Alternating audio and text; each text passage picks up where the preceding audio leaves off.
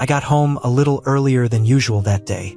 The office had a power outage, and instead of sticking around waiting for them to fix it, I decided to call it a day. I was in a good mood, even humming some old tune as I turned into our driveway. Emily didn't know I'd be home early, so I thought I'd surprise her. Maybe we could order some takeout and watch that terrible reality show she liked. But when I stepped out of the car, something felt off. There was a black sedan parked right in front of our house. The car looked familiar, but I couldn't quite place it. I shook it off, telling myself it was just someone visiting the neighbors. Still, something gnawed at me. I took a moment longer than usual to unlock the front door, listening for sounds inside. As soon as I opened the door, I could hear it. A low voice coming from the living room. It wasn't Emily's voice. My body went rigid and my senses sharpened. I could feel my pulse in my ears as I quietly pushed the door all the way open. I walked down the hallway, my footsteps almost soundless against the wooden floor, and paused near the edge of the living room wall. I heard Emily laugh. It was the kind of laugh that used to be just for me, warm and real, but now it felt stolen. The voice that responded was male, deep, and it had a casual familiarity. I peeked around the corner, and there he was, Eric, her boss. He was sitting on my couch, his arm draped over the backrest, dangerously close to where Emily sat. She had that damn red dress on, the one I used to love, and she was leaning toward him, her face bright and flushed. I saw her hand resting on his knee. I stood there, every muscle in my body screaming for action, but my mind clouded in disbelief. I should have barged in, yelled, demanded an explanation, but I was frozen. I watched as Emily leaned in closer, her eyes locked onto his, as if he was the only person in the room. My heart sank, and I felt a rush of coldness wash over me. All the little doubts, all the weird moments suddenly made sense in a brutal, painful flash. I could see clearly now, every late night, every giggle over texts she refused to share. It was him. I must have made a sound because suddenly Emily looked up, her eyes wide. For a second, I thought I saw fear in her eyes, and then something else. A flicker of annoyance, like I was the one intruding. Eric sat up straight, his expression going blank. He had the audacity to look surprised, even a little amused. "Jack." Emily's voice was sharp, like a blade. She stood up quickly, almost knocking over the wine glass on the table. The air was thick, and I could barely get a word out, but I forced myself to speak. "What's going on here, Em?" I finally managed, though my voice didn't sound like my own. Came out cracked, raw. She rolled her eyes. I couldn't believe it. She rolled her eyes at me. "It's not what you think, Jack," she said, her tone dismissive, like I was just being ridiculous. Eric stayed silent, and I saw him glance at her, as if waiting for his cue. The casual arrogance on his face made my fists clench. He didn't move though, he just sat there like he belonged. "What am I supposed to think?" I shot back, louder this time. My heart was pounding now, and I felt my hands shake. "You here with him in our house? Dressed like that?" Emily crossed her arms, her face hardening. "You're being dramatic. Eric just came over to discuss some work. I didn't expect you to be home so early." Her voice had that clipped, annoyed edge, like I was the one ruining her plans. She didn't even try to deny how it looked. No apology, no explanation that made any sense. Just irritation, as if I was some unwelcome guest. I took a step into the room, feeling something break inside me, and for the first time, I didn't care if she could see it. "You think I'm stupid? I see what's going on here. The late nights, the secret messages. You think I wouldn't notice?" Eric finally stood up, straightening his jacket, but he didn't look at me. He looked at her, waiting, like she was the one in charge. Emily turned to him, and there was this brief exchange between them. An unspoken conversation that tore me apart, because it told me everything I needed to know. "Eric, maybe you should go," she said, her voice suddenly softer, almost caring. She was protecting him. She didn't even look at me when she said it. Eric nodded, giving me the barest glance before heading to the door. He walked past me without a word, a slight smirk playing on his lips, as if this whole situation was beneath him. And as he opened the door, I felt a flash of rage so hot that it made my vision blur. I wanted to grab him, throw him out, make him regret ever stepping into my house. But instead, I stayed still because my fight wasn't with him, it was with her. When the door closed behind him, Emily sighed, almost like she was relieved. She turned to me, her eyes narrowed, her expression cold and dismissive. Jack, you're overreacting. There's nothing going on. And if you can't trust me, then maybe we need to talk about that. I couldn't believe what I was hearing. She stood there, unapologetic, blaming me for everything, as if I was imagining the whole thing. The sheer arrogance, the complete lack of remorse. It shattered something inside me. I wasn't looking at the woman I loved anymore. I was looking at a stranger, someone who had no problem lying to my face, someone who clearly didn't care if I was hurt or not. One mistake my wife made led to the end of our marriage, and it was happening right in front of me, with her standing there, daring me to call her out. After Eric left, I was still standing there, rooted to the floor, staring at Emily as if she might suddenly change her story, say something that would make everything okay again. But she just sighed, her arms still crossed over her chest, her eyes filled with something between annoyance and boredom. I'd never seen her like this. I knew if I turned away now, if I backed down, she'd sweep this under the rug, pretend like nothing happened. But I wasn't backing down. Not now. Not ever again. Sit down, Emily, I said, my voice more level than I felt inside. It wasn't a request, it was a demand. She raised an eyebrow at me, her lips pulling into a thin line, but she moved over to the couch and sat, her movements deliberate, almost mocking. I stayed standing, my hands at my sides, feeling my fingers tremble as I clenched them into fists. Jack, you're blowing this out of proportion, she started, the irritation in her voice evident. Eric was here to talk about work, and you're acting like you caught me in bed with someone. This is ridiculous. I ignored the sting of those words. You think I'm stupid, Em?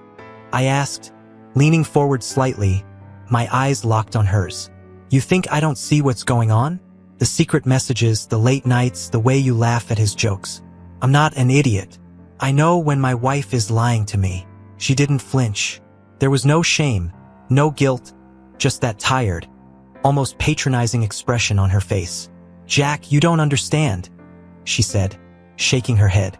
You're home all the time, you wouldn't get it. Eric and I, we work together. We've been stressed, and sometimes we need to blow off steam. It's not what you think. I stared at her, my mind replaying her words, the way she said, you wouldn't get it, like I was beneath her, like my job wasn't as important, my stress wasn't as valid. I felt something crack, like a dam about to burst, and I didn't hold back. Cut the crap, Emily. My voice came out louder than I intended, and I saw her flinch, if only slightly. Blowing off steam? You think I haven't noticed you leaving the house with your phone glued to your hand? Hiding your messages? Dressing up like you're going on a date instead of working? You've been lying to me for months, haven't you? She was quiet for a moment, and I thought, maybe, just maybe, I'd finally see some remorse. Instead, she looked up at me with a flat, cold gaze. You really want to know, Jack? Fine. She leaned back into the couch, her eyes narrowing. Eric's been there for me in ways you haven't. He listens, he cares. We're just friends, but he gets me. You, on the other hand, you're stuck. Stuck in your routines, stuck in your expectations. You don't get me anymore. Her words were like a knife, twisting deeper with each breath she took. I felt my world tilt, everything that had once felt stable now crumbling beneath me. So that's it, I asked, my voice breaking slightly. You're blaming me because I'm not enough for you? Because I work hard? Because I try to keep this marriage going while you're out doing whatever the hell you want with your boss? She shook her head, a smirk touching her lips, and that smirk broke something inside me. You're always the victim, aren't you? She said, her voice dripping with disdain. Always trying so hard, always being the good guy. But you know what, Jack? It's boring. It's suffocating. I want more than this. More than the same dinners, the same small talk, the same life day in and day out. I had to turn away from her then, because if I didn't, I wasn't sure what I'd do. My heart was pounding, my vision blurred. I walked to the kitchen, my hands bracing against the countertop, trying to steady my breath, trying to think. Her words replayed in my head on a loop, each one harsher than the last. Her face filled with something I could only describe as contempt. The woman I thought I knew. The one I fell in love with, promised forever to, was gone, replaced by someone who looked at me like I was a burden. I heard her stand, her heels clicking against the floor as she walked toward me, her voice cold as ever. "I think we need a break, Jack. I need space. You obviously need time to get over whatever you think is happening here." I turned to face her, and there it was again, no apology, no regret, just a demand for space, as if this was all my fault, as if she hadn't shattered everything. The rage I'd been holding back finally burst free. "You want space, Emily?" I snapped, taking a step toward her. "Fine, you can have all the space you want, but don't think for 1 second I'm going to let you make me the bad guy here. You brought him into our home. You lied to me, you disrespected me in my own house. And now, you want me to just step aside." She blinked, her expression faltering for the first time, and I saw something flicker there. Something like fear or maybe surprise. "Jack, calm down," she said, her voice lower, more cautious now. But I wasn't calming down. Not this time. "No, you don't get to do that. You don't get to treat me like some clueless idiot and then tell me to calm down. You made your choice, Em, and now I'm making mine." For the first time that night, I saw her hesitate, her confidence wavering. "What's that supposed to mean?" she asked, her voice almost a whisper.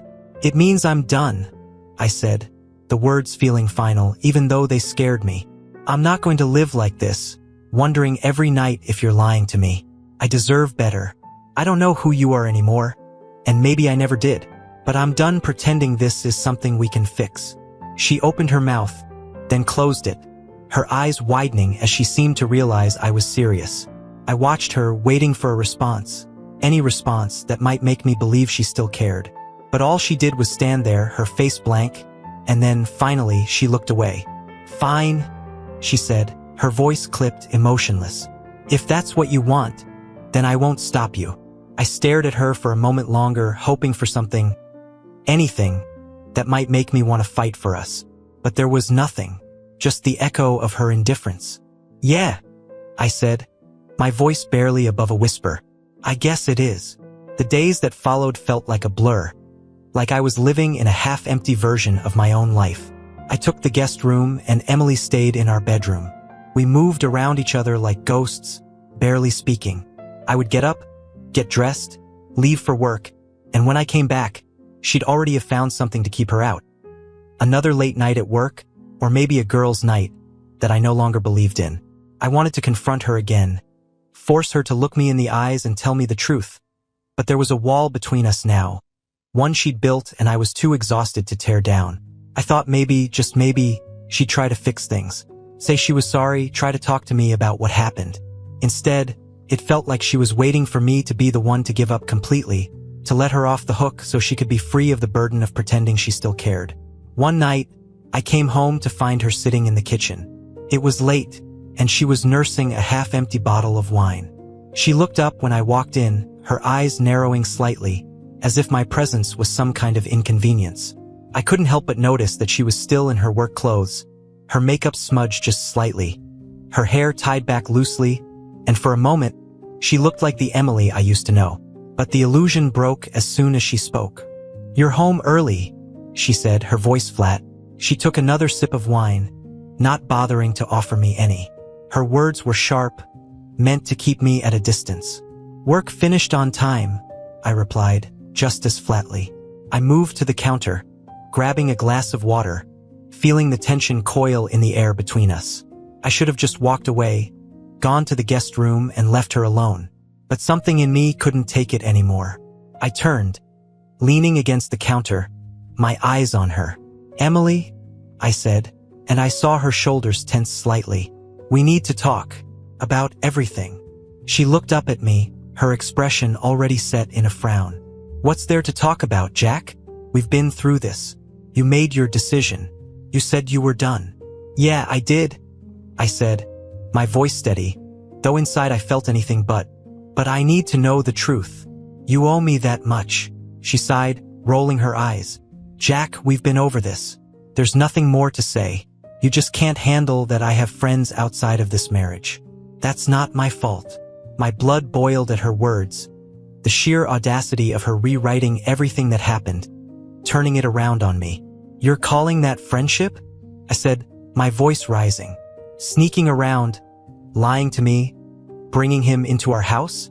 You really think I'm that blind? She set her glass down with a loud clink, her eyes blazing now. And what do you want me to say, Jack? You want me to admit something? Fine. Maybe I like the attention, all right? Maybe I'm tired of being married to someone who doesn't understand me anymore. There it was, the truth raw and ugly. It hung in the air between us, her words ringing in my ears like an accusation. I felt the ground shift beneath me, like I'd been standing on thin ice and it had finally cracked open. I gave you everything, Emily, I said, my voice low, barely keeping myself in check. I gave you all of me. I've been here, day in and day out, trying to make this work. And you just threw it all away for what? A thrill? To feel special? She stood up, pushing the chair back with such force that it scraped loudly against the floor. She was trembling now, her eyes wet, but there was no softness there, just anger. You don't get it, Jack. You never did. I don't want this boring, predictable life. I want more than just sitting around waiting for something to change that never does. More.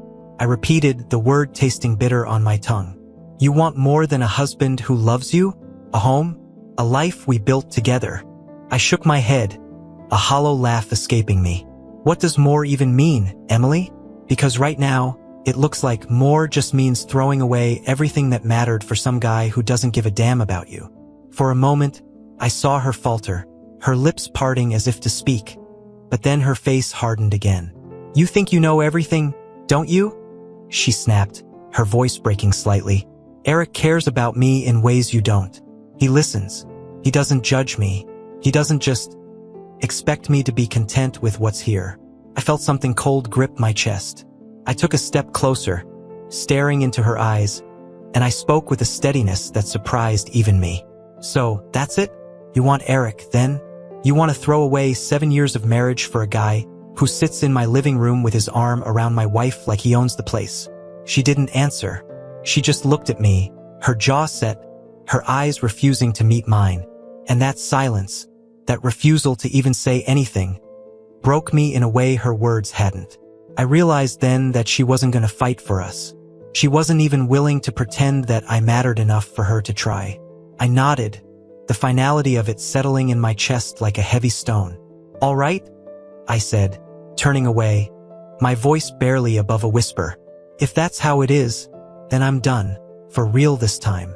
I walked away, not waiting for her to say anything else. I went to the guest room, shut the door, and leaned against it, my breath coming in shallow gasps. The reality of it, the finality, pressed down on me, and for the first time I let myself feel it. The anger, the betrayal, the heartbreak. It all crashed over me in waves, and I slid down to the floor, burying my face in my hands. This was it. There was no going back now. Emily had made her choice, and so had I. There was nothing left for us, nothing worth saving. And as painful as it was, I knew I had to let go. I couldn't keep holding on to something that was already gone. I just never imagined that the end would come like this. So sudden, so brutal, with nothing left but hollow truths and the ghost of what used to be. The next morning, the house felt like a stranger's. The silence was thick and suffocating, only broken by the occasional creak of the old floorboards. I walked into the kitchen to find Emily already dressed, her bag slung over her shoulder, and her eyes tired, like she hadn't slept at all. I didn't care. I'd been awake all night, the weight of everything pressing down on me like a lead blanket. She looked at me, and I could see she was about to say something. Some half-baked attempt at pretending we were still two people who could talk. But I didn't want her words. Before she could speak, I grabbed my car keys. I'm leaving for a while, I said, my voice empty. She blinked as if taken aback, but I turned and walked out before she could respond. I needed air, space, anything but her presence in that house. I drove without direction, my hands gripping the wheel so tightly my knuckles were white. The car carried me out of the suburbs, past strip malls, diners, and gas stations, until I found myself parking at a small, dusty lot next to a park I'd never noticed before. It was empty except for a few old men walking their dogs and a young mom pushing her kid on a swing. I walked to a bench and sat down, letting the chill of the morning seep into me. numbness replacing the raw pain that had been my constant companion. I pulled out my phone, staring at the screen, and for some reason, I found myself opening Facebook. I hadn't checked social media in days. It felt too frivolous, too disconnected from the mess my life had become. But there, at the top of my feed, was a photo posted by one of Emily's coworkers, Sarah. I almost scrolled past it, but something made me stop. It was a group photo, taken at some rooftop bar I didn't recognize, probably from the previous night. There, in the middle of the group, was Emily. She was smiling, her arm linked through Eric's. His hand rested low on her waist, and they looked like a couple. No hesitation, no shame. They weren't hiding. Not anymore. My heart pounded as I zoomed in on their faces. Emily's smile was radiant. Her eyes lit up in a way they hadn't been for me in years. And Eric? He looked like a man who'd already won. His smile smug, the kind that told me he wasn't afraid of consequences. My throat tightened, a rush of anger and something even deeper, something like grief, rising up in me. This wasn't just some casual mistake. This wasn't a fling she regretted. This was her choice, her truth. She had moved on long before I had even begun to suspect anything. My hands trembled, and before I could think better of it, I found myself dialing her number. The phone rang twice before she answered. "Jack?" she said, her voice cautious. I didn't let her continue. "You think I wouldn't find out?" I said, my voice low, the anger barely contained. "You think I wouldn't see the pictures, Emily? You and Eric, all over each other like it's the most natural thing in the world." There was a pause, and then a sigh, the kind that spoke of exhaustion, of irritation. "Jack, I don't know what you're talking about. Stop lying," I snapped, my voice louder now, causing the old man with his dog to glance over at me before quickly looking away.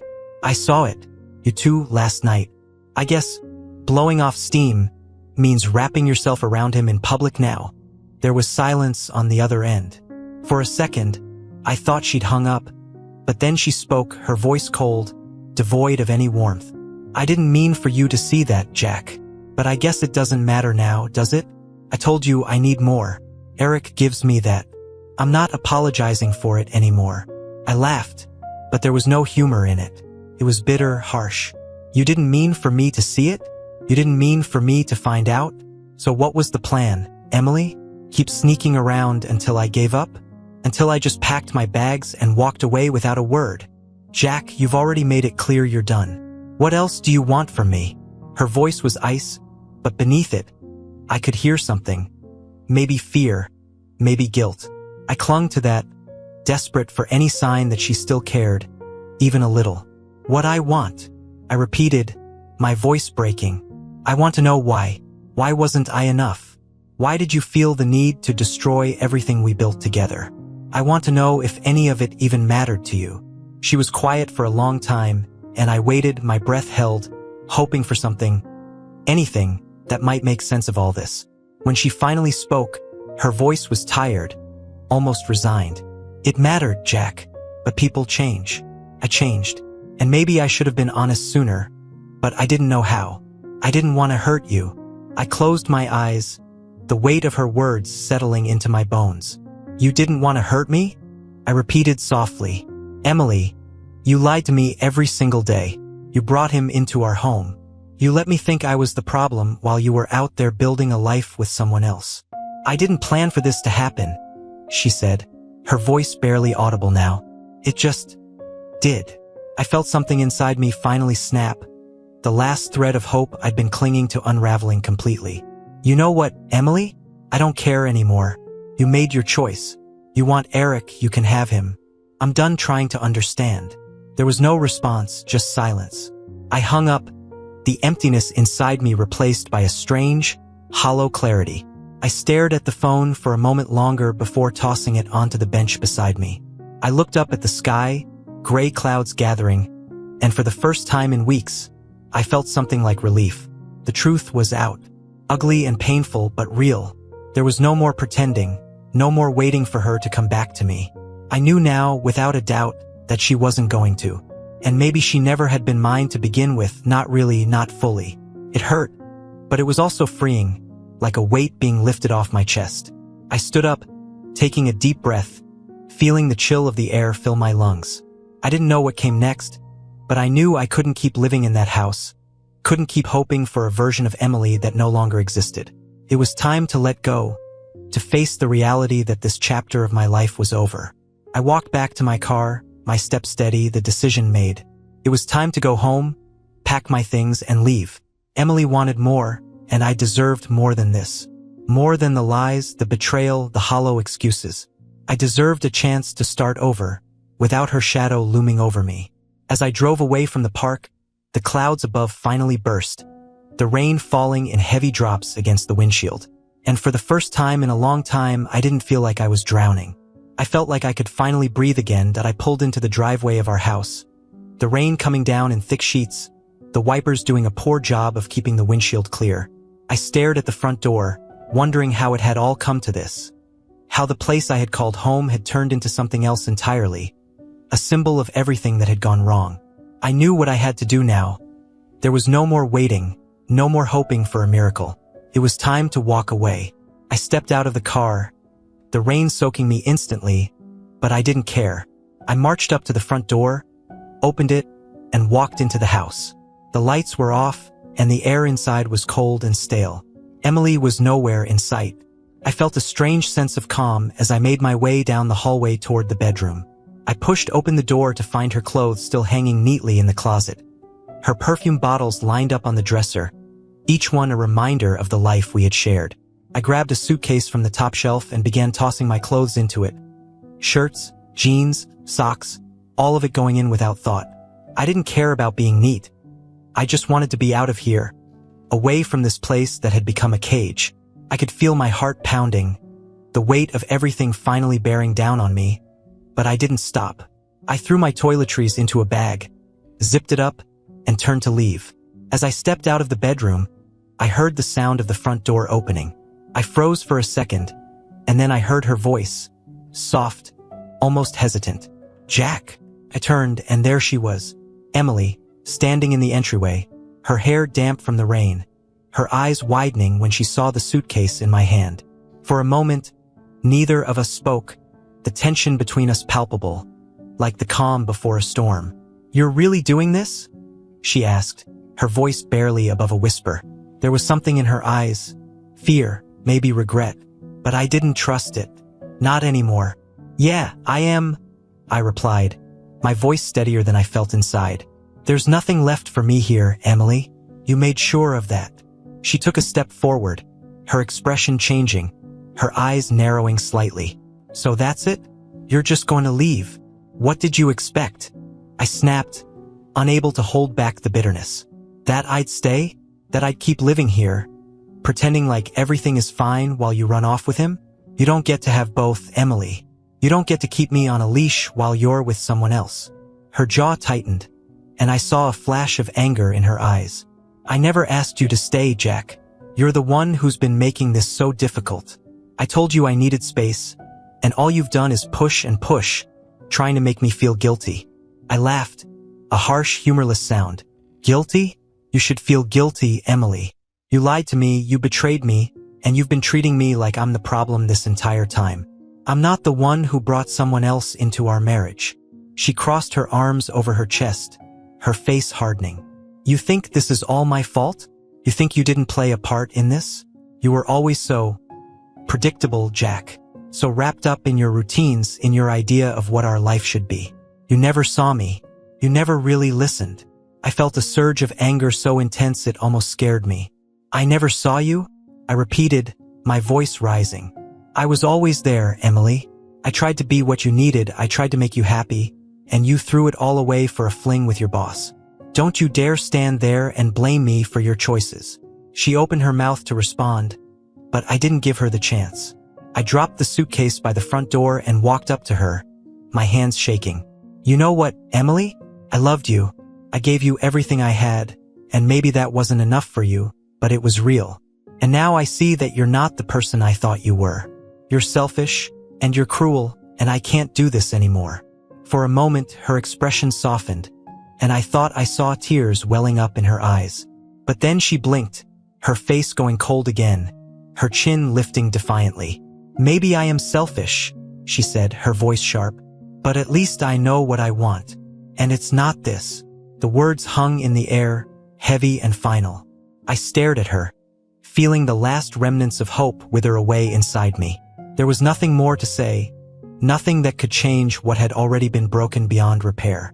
I turned away, grabbing the suitcase, and walked to the door. I paused for a moment, my hand on the doorknob, the weight of everything pressing down on me one last time. "Goodbye, Emily," I said, my voice barely audible. She didn't respond.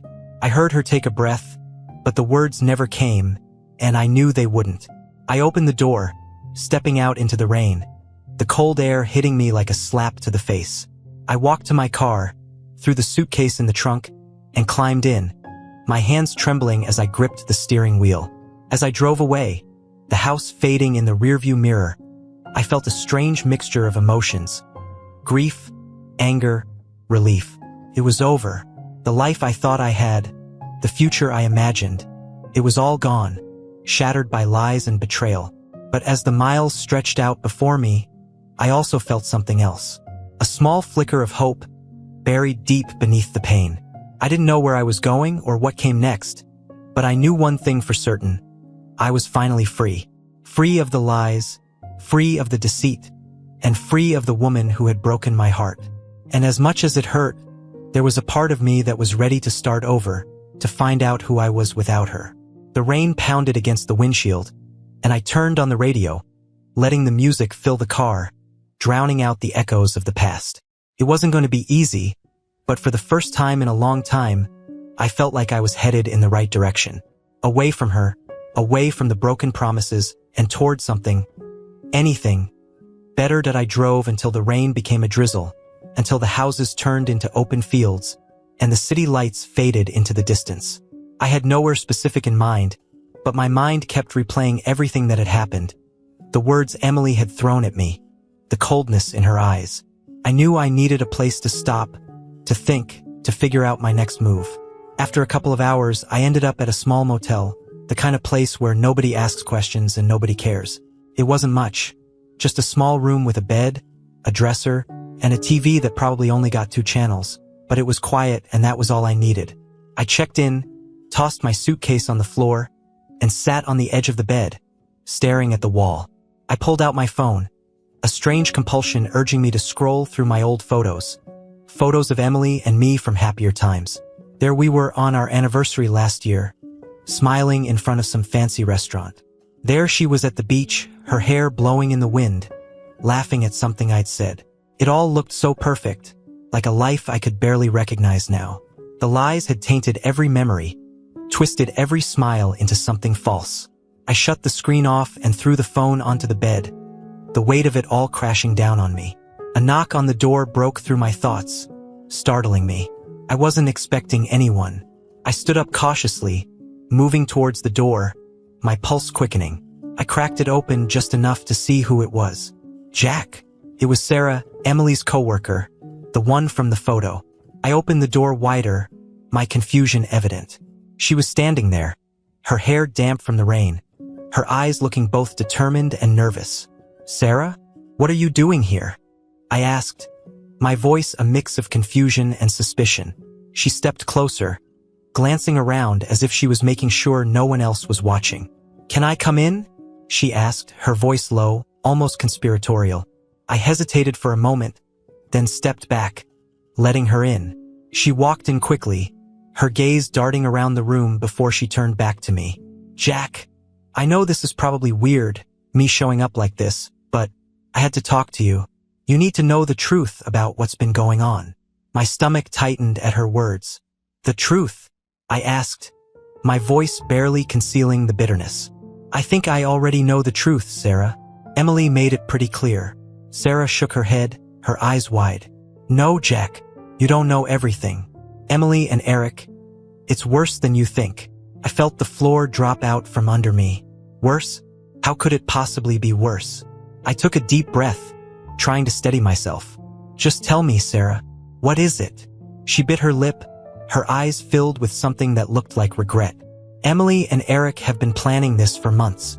He's not just some fling, Jack. He's been manipulating her, convincing her to leave you. He's been pushing her to get you out of the picture, and he wants her to move in with him. He's been talking about it at work, like it's already decided. I felt a rush of blood to my head, my vision blurring as the words sank in. What? I whispered, my voice cracking. He's planning this? He's trying to get rid of me? Sarah nodded, her expression grim. He's been telling everyone at work that they're going to be together, that you're just in the way. He even said that once you're out of the house, he's planning to move in. I couldn't stand by and watch it anymore, Jack. You deserve to know. I staggered back, sitting down heavily on the bed. It was like every fear, every suspicion I'd had was being confirmed in the worst possible way. This wasn't just some affair. It was a calculated betrayal, a plot to replace me, to erase me from my own life.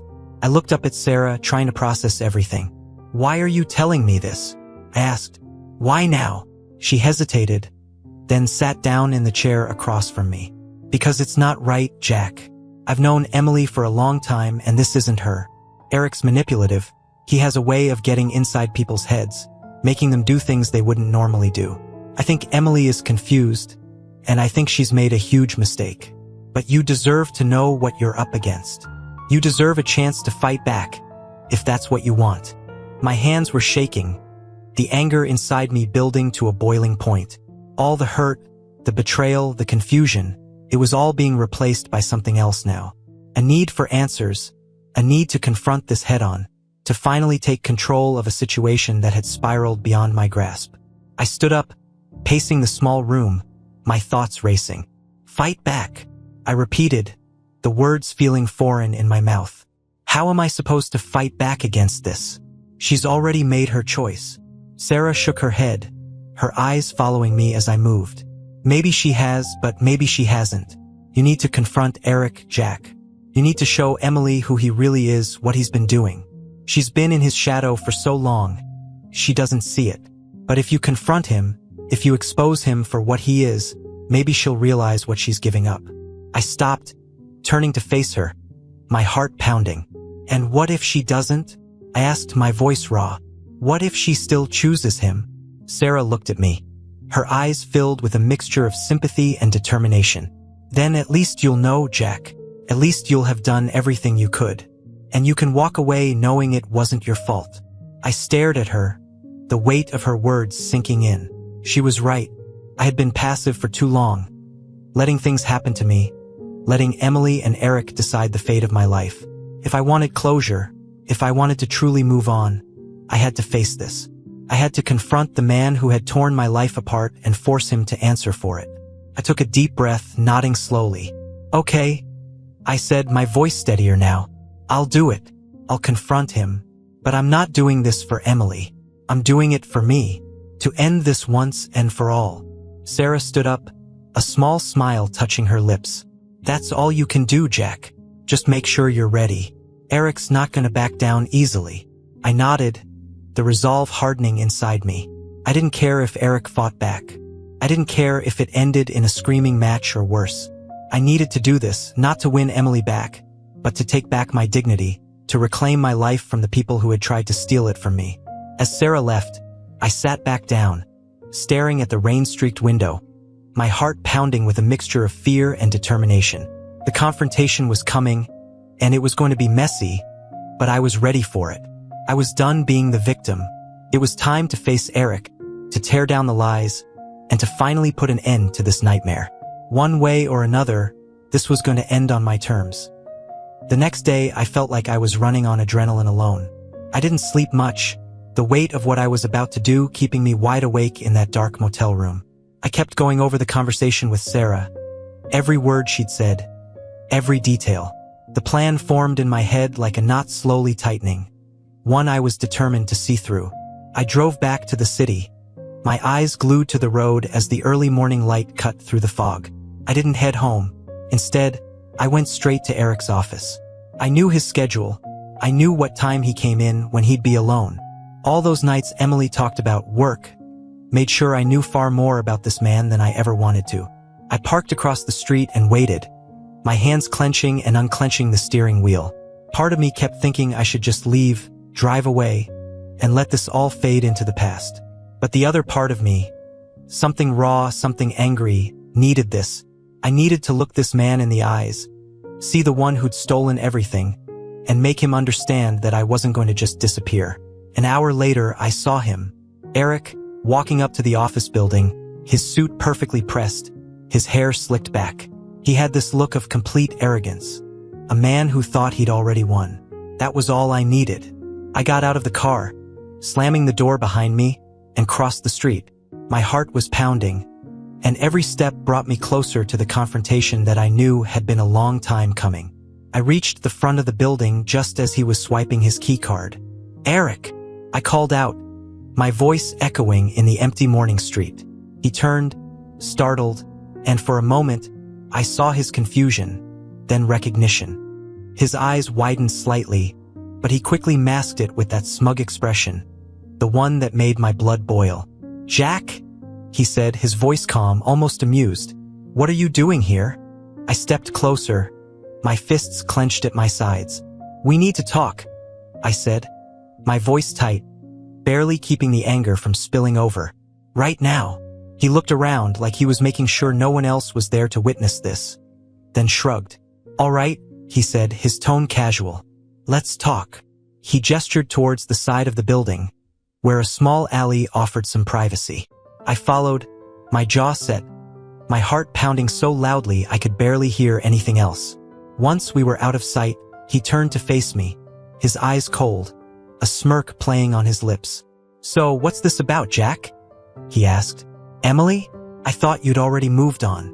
I stepped closer, my eyes locked on his. "Cut the crap, Eric. I know what you've been doing.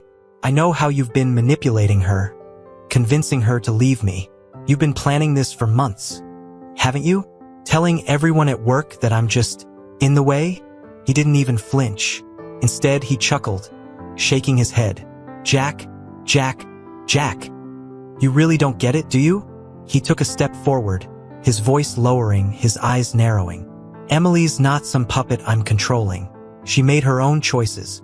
She chose me because she wants more out of life. Something you could never give her." His words were like gasoline on a fire, and I felt the rage boil over. I grabbed him by the collar, shoving him back against the wall. "You think you're better than me?" I hissed, my face inches from his. "You think you can just walk into my life and take everything from me?" He didn't look scared, he looked amused, even with his back against the wall. "I didn't take anything from you, Jack. You lost her all on your own. You think she was happy with you? You think she didn't want more?" I wanted to hit him, every muscle in my body screaming for it, but I held back. I wasn't going to give him that satisfaction. Instead, I let go, stepping back, my chest heaving. "You know what, Eric?" I said, my voice shaking. "You might think you've won, but you're nothing. You're a coward who preys on people when they're vulnerable. You think Emily's going to be happy with you? You think she's going to forget what kind of man you really are?" For the first time, I saw something flicker in his eyes. Uncertainty, maybe even fear. It was brief, but it was enough. He straightened his suit, trying to regain his composure, but I could see the crack in his arrogance. "You're done, Jack," he said, but his voice wasn't as steady as before. "Emily's moved on.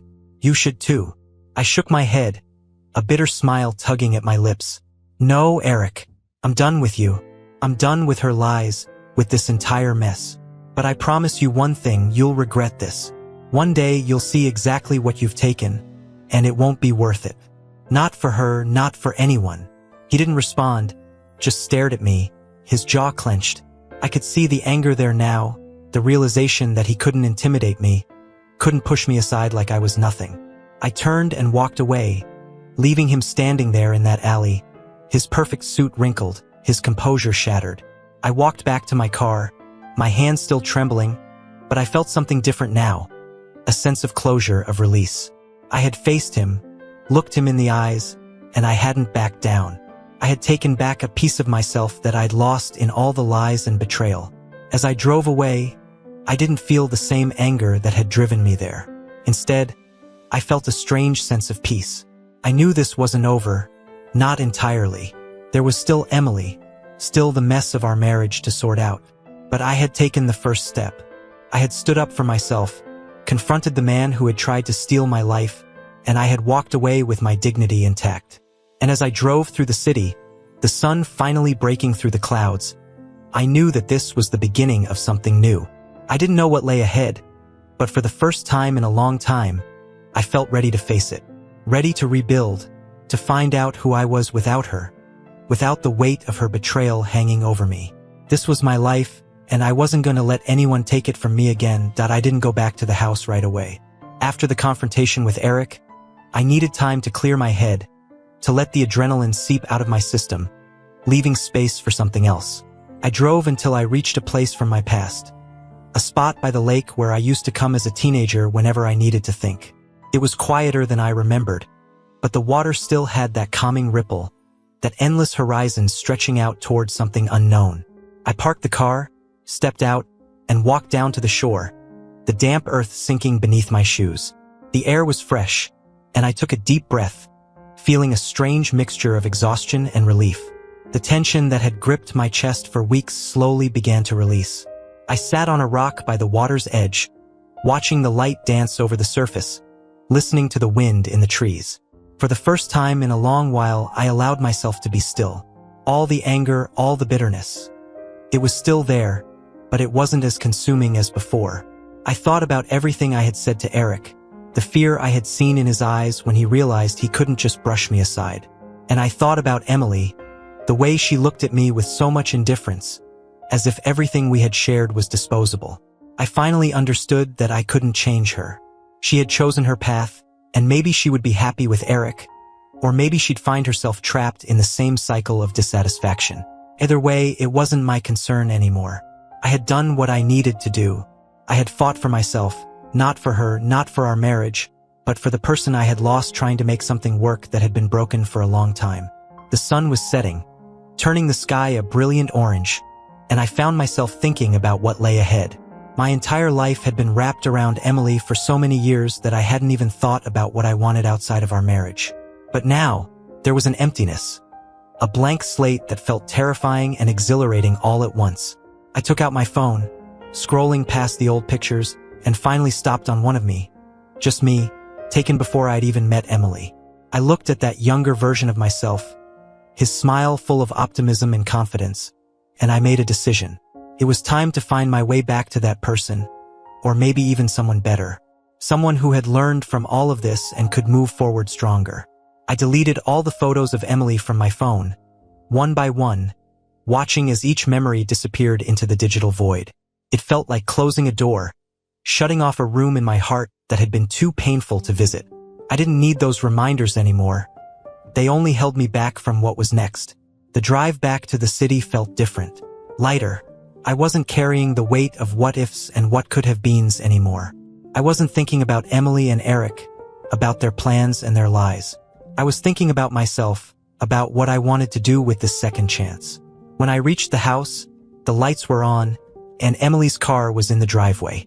I felt a pang in my chest, but it wasn't the sharp pain of betrayal. It was more like a dull ache, the kind that comes from accepting that something was over. I walked inside, finding her in the living room, sitting on the couch, her face pale and her eyes red as if she'd been crying. She looked up at me, her eyes searching my face for something, maybe forgiveness, maybe understanding. I didn't know, and I didn't want to know. I stood there for a moment, the silence heavy between us, and then I spoke. "I'm leaving tonight," I said, my voice calm. "I came to get my things. I think it's best if we both just move on." Her lips parted, and she seemed to struggle for words. "Jack, I don't know what to say." "There's nothing to say, Emily," I replied, shaking my head. "We're done. I don't hate you. I don't even wish you any harm. But I can't stay here anymore, and I can't keep pretending that there's anything left between us to save." She blinked, tears welling up, and I saw her swallow hard, nodding slowly. "I understand," she whispered, her voice barely audible. I didn't wait for her to say anything else. I moved down the hallway, into the guest room where I'd been staying, and began packing the rest of my things. It was strange, taking down the pieces of my life and folding them into a suitcase, knowing I wouldn't be coming back. There was a finality to it that was both heartbreaking and liberating. Once I had everything packed, I took one last look around, my eyes scanning the room, the pictures on the walls, the little details that had made this place a home. But it wasn't my home anymore, and I knew that staying would only keep me trapped in a past that had already ended. I walked back out to the living room, suitcase in hand. Emily was still sitting there, her face buried in her hands. I paused, wanting to say something comforting, something that might soften the blow, but I realized that no words would make this easier for either of us. "Goodbye, Emily," I said quietly, and without waiting for a response, I walked out the door, closing it gently behind me. The night air was cool, and I felt it fill my lungs as I stood on the porch. I walked to my car, loaded the suitcase into the trunk, and climbed in. For a moment, I sat there, looking at the house, our house, one last time. Then, with a deep breath, I started the engine and drove away. As I left, I didn't look back. I focused on the road ahead, the headlights cutting through the darkness, leading me towards whatever was next. There was fear, yes, but there was also hope. Hope that this ending was the beginning of something better, something I could create on my own terms. I didn't know where I was going yet, but for the first time in what felt like forever, I wasn't lost. I was free, and that was enough.